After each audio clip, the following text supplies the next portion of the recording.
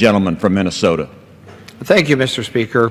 Members of the House, my amendment simply would ensure that the concerns and the interests of active duty members of our armed forces and veterans have their interests and concerns taken into consideration by the interagency task force.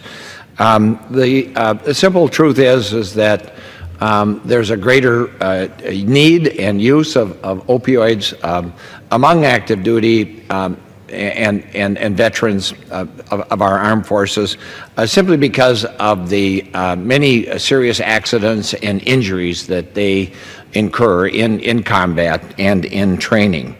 Over half of the Iraq and Afghanistan veterans have had to use opioids as painkillers from the accidents and the injuries that they have suffered.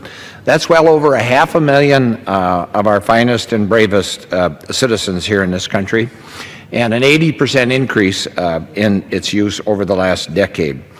And I'd be remiss if I didn't point out as well that overdose from opioids is twice the rate among our active duty service members and veterans of that of the general population.